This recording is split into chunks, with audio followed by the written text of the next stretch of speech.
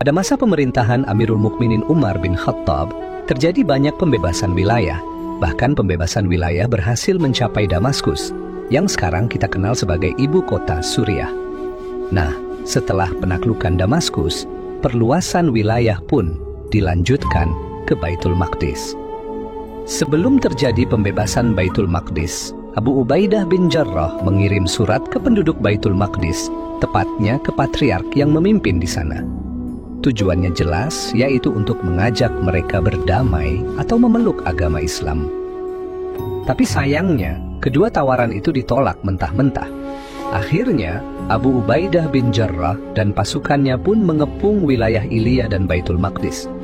Pengepungan itu dilakukan selama 4 bulan. Ternyata pengepungan yang cukup lama ini bikin penduduk Ilya sengsara banget, hingga membuat mereka kelaparan. Karena situasi yang semakin mendesak, akhirnya mereka pun menyerah dan mau berdamai dengan kaum muslimin. Tapi penguasa Ilya waktu itu nggak mau melepaskan Baitul Maqdis begitu saja. Dia kasih satu syarat kepada pasukan muslimin. Syaratnya adalah dia mau berjumpa langsung dengan raja kaum muslimin.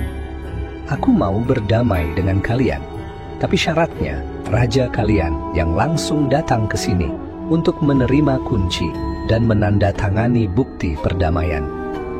Penguasa Ilya nggak mau menyerahkan Baitul Maqdis kepada panglima perang, tapi dia mau berjumpa langsung dengan Amirul Mukminin Umar bin Khattab. Setelah mendengar syarat itu, Abu Ubaidah bin Jarrah pun langsung mengirimkan surat ke Madinah meminta agar Amirul Mukminin Umar bin Khattab datang ke Baitul Maqdis untuk memimpin langsung proses perdamaian tersebut.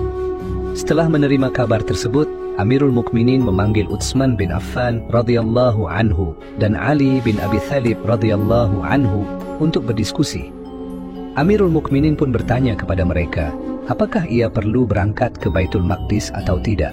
Mendengar pertanyaan itu, Utsman bin Affan gak setuju kalau Amirul Mukminin harus berangkat ke Baitul Maqdis. Menurut Utsman, lebih baik beliau tetap di Madinah. Karena musuh-musuh Allah bisa aja punya niat licik dengan meminta beliau untuk datang ke sana.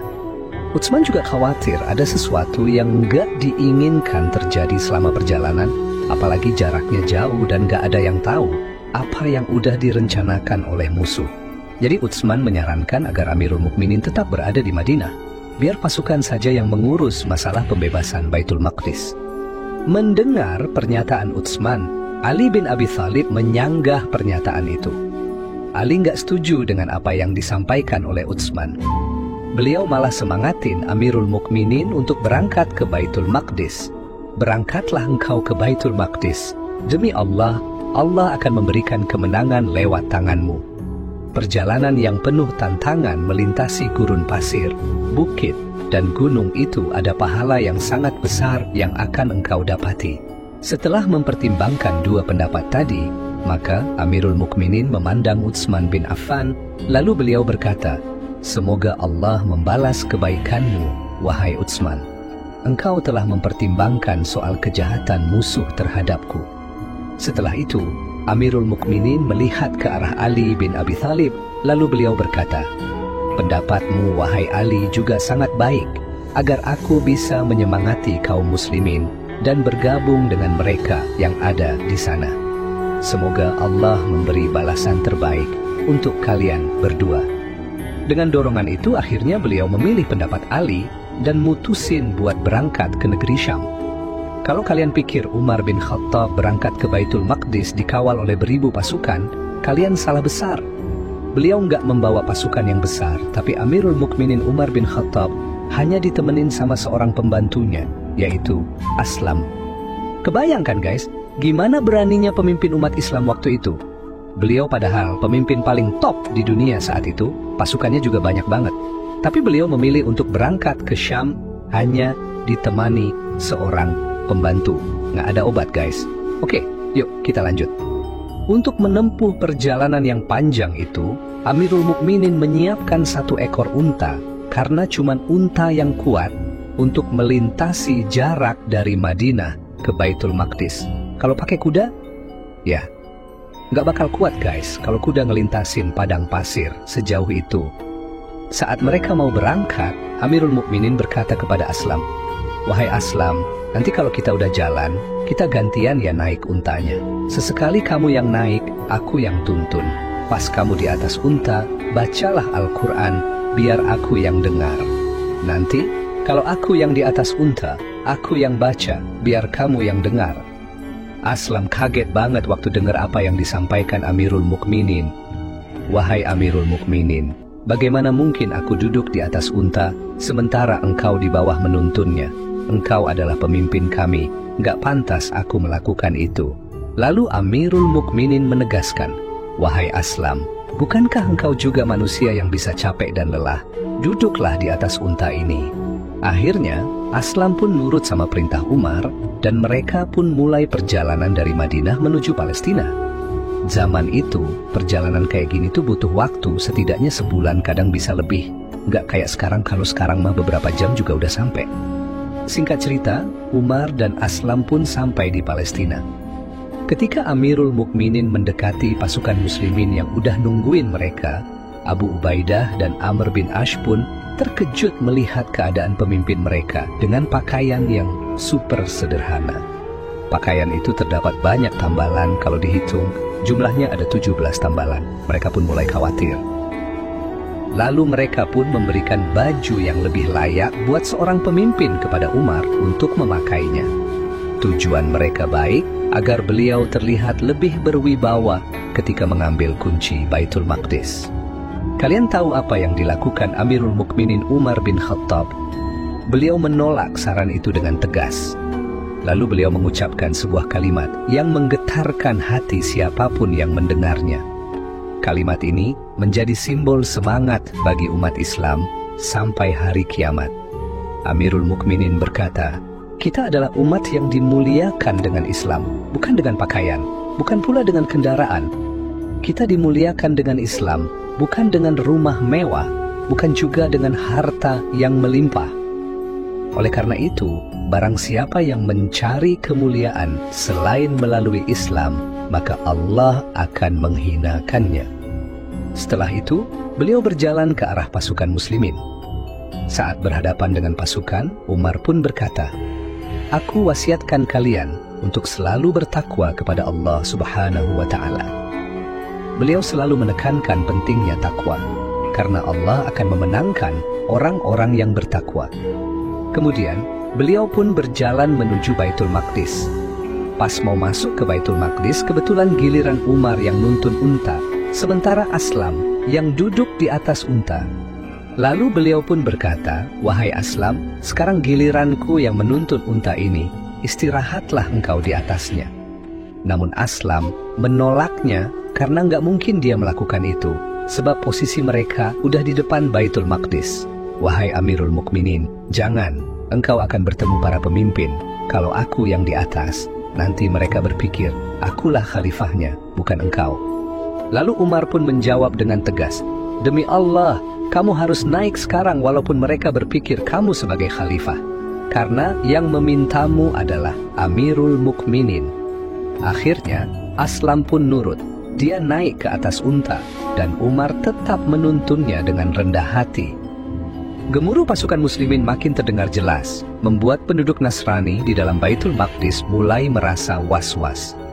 Saat pasukan muslimin mendekati Baitul Maqdis, semua penduduk Ilya, anak-anak, laki-laki, sampai perempuan, keluar untuk melihat langsung kedatangan Amirul Mukminin Umar bin Khattab. Mereka penasaran banget sama sosok pemimpin Islam ini, karena sosok inilah yang sudah menggetarkan para penguasa di dunia, dan dia telah membuat mereka merasa ketakutan. Dalam suasana yang menegangkan itu, seorang pendeta Nasrani bertanya kepada pasukan muslimin, "Mana pemimpin kalian? Mana raja kalian?"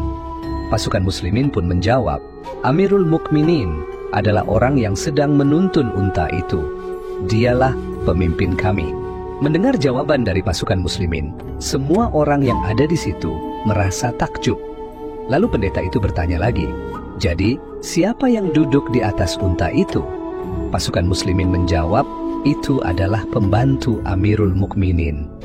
Lalu pendeta itu berkata, "Sungguh, dialah orang yang disebutkan di dalam kitab Injil. Dialah pemimpin yang adil itu." dialah orang yang akan menerima kunci Baitul Maqdis.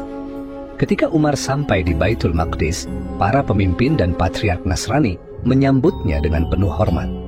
Umar pun memberikan jaminan keamanan kepada mereka. Lalu beliau menyampaikan bahwa tidak akan ada darah yang ditumpahkan, tidak ada gereja yang dihancurkan, dan tidak ada fasilitas umum yang dirusak.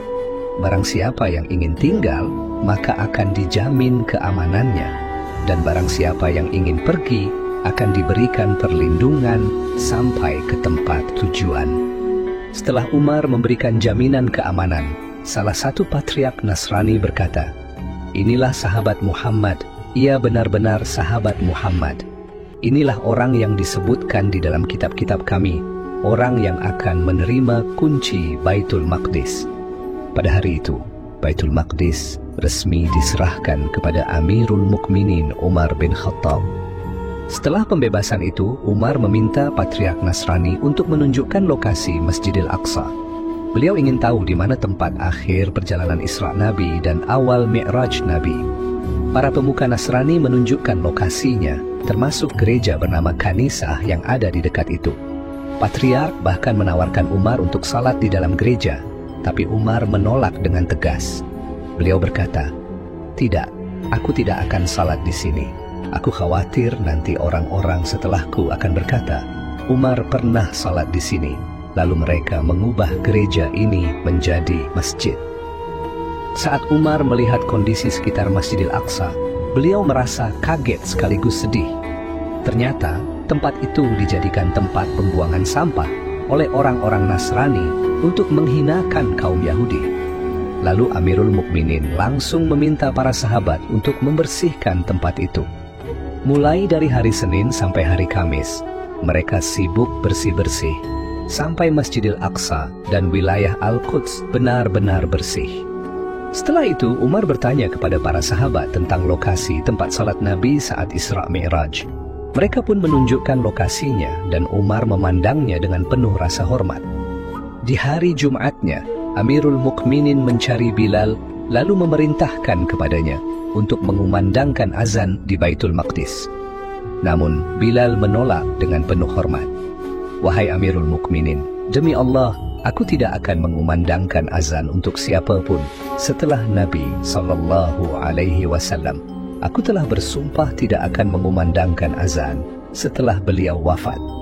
Alasan Bilal tidak mau mengumandangkan azan karena ia tidak sanggup melanjutkan azannya, terutama waktu mengucapkan kalimat Asyhadu anna Muhammadan Rasulullah.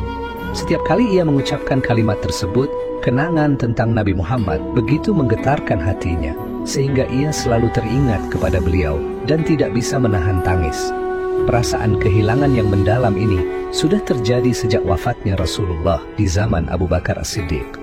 Bilal merasa begitu kehilangan, hingga akhirnya memutuskan untuk tidak mengumandangkan azan setelah kepergian Nabi. Jadi ketika Umar meminta Bilal untuk mengumandangkan azan, Bilal tetap menolaknya meskipun yang meminta adalah Amirul Mukminin. Para sahabat yang ada di situ merasa jengkel dan mulai marah. "Wahai Bilal, bertakwalah kepada Allah. Yang meminta kepadamu adalah Amirul Mukminin." Karena desakan yang kuat dari para sahabat, akhirnya Bilal pun setuju untuk mengumandangkan azan. Itulah momen bersejarah yang tak terlupakan. Untuk pertama kalinya azan berkumandang di Baitul Maqdis, dan yang mengumandangkannya adalah Bilal bin Rabah. Meskipun usianya sudah tua dan tubuhnya mulai lemah, suaranya tetap tegas dan penuh kekuatan, menyentuh hati setiap yang mendengarnya.